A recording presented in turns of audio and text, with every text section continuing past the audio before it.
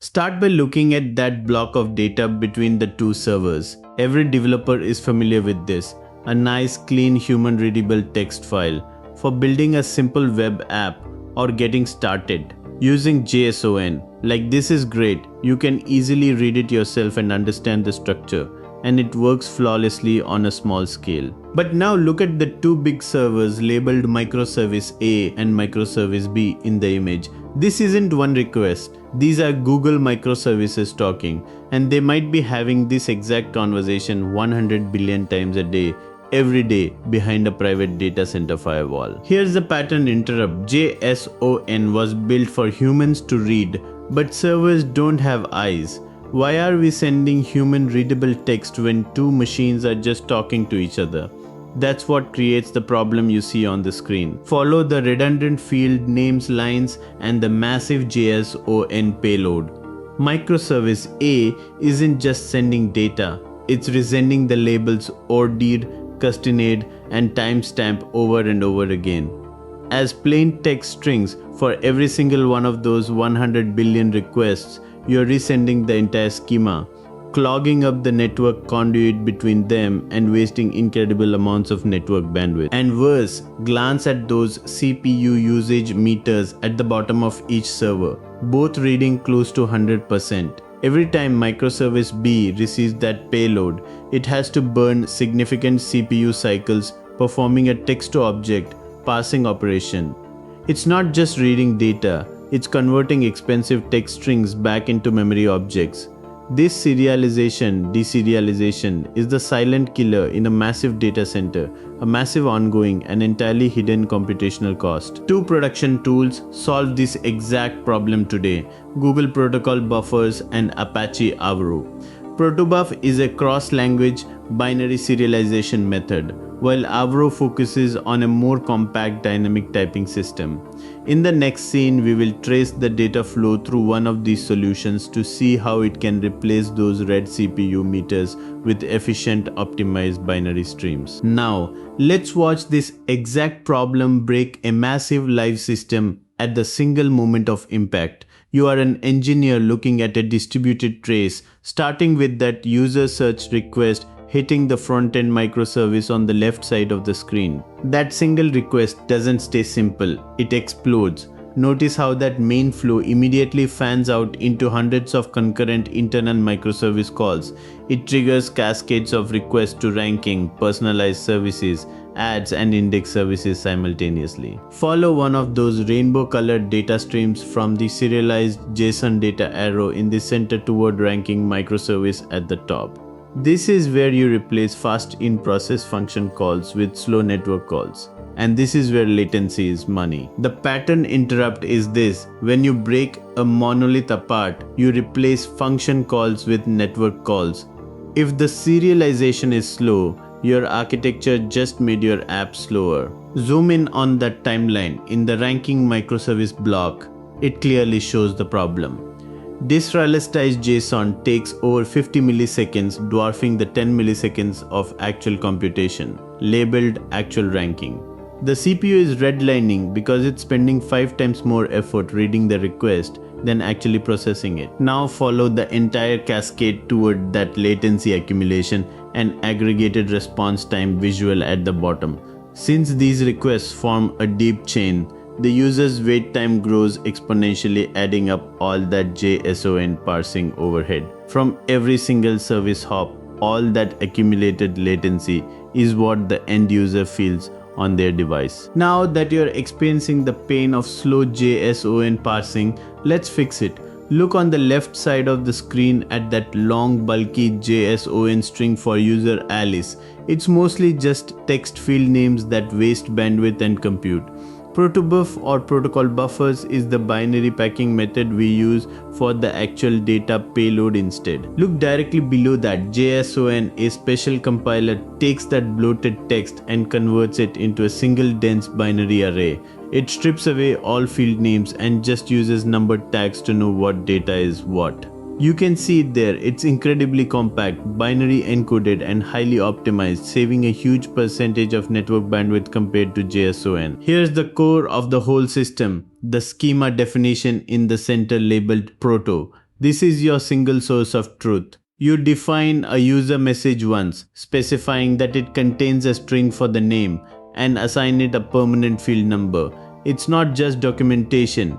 This exact file generates the production code. The best part of gRPC is not just the speed, it is the generated code itself. Check out that schema contract and code generation flow. You write that schema once, and the compiler automatically writes the low-level networking code, the data type handling, and the serialization deserialization logic for your Go client on the left, your C++ server on the right, or your Python worker, your Java service, pretty much any major language you use. You just call a local looking function like getUser, and the generated library does all the complex work. No more guessing. Now let's trace this entire flow to the multiplexing layer at the bottom, where gRPC and HTTP2 come together. Forget opening a new network connection for every single request. gRPC uses HTTP2 streams to achieve multiplexing. One single TCP connection can handle multiple parallel concurrent requests and responses without a single request blocking another. This creates a huge boost in network efficiency for your high-performance microservices. Two production tools solve this high-performance data serialization problem today: Protocol Buffers and Apache Thrift. Protocol Buffers, developed at Google, excels at cross-language compatibility, while Apache Thrift often provides some advanced performance tuning features for specific low-latency requirements. Look at how this sophisticated system actually functions in a high-scale production environment like Google's. On the left side of the screen, you can clearly see the external clients, the mobile phones and web browsers that users interact with daily. Because browsers and mobile operating systems are built to handle text and JSON with incredible ease, they communicate using standard REST and JSON just as you'd expect. Now, direct your attention to that essential component in the center, the API gateway. This isn't just an entry point. It marks a critical, well-defined architectural boundary. The moment a user request arrives, the gateway accepts that readable JSON payload and immediately performs a complete protocol translation. In fact, it acts as a translator, converting the incoming text-based data into compact binary Protobuf format right at the firewall. Here is the pattern interrupt. You don't have to choose between REST and gRPC for your entire software stack. The standard production pattern is completely hybrid. You use REST on the outside for humans and browsers, and gRPC on the inside for machines. It's truly the best of both worlds. Finally, observe the entire internal service mesh on the right, safely inside the private data center network. As you trace the data paths between the search service, ads, microservice, and billing service, you won't see a single piece of human-readable text. From the translation point onward, every single microservice to microservice hop communicating internally is done strictly using efficient gRPC calls and high-performance binary Protobuf streams.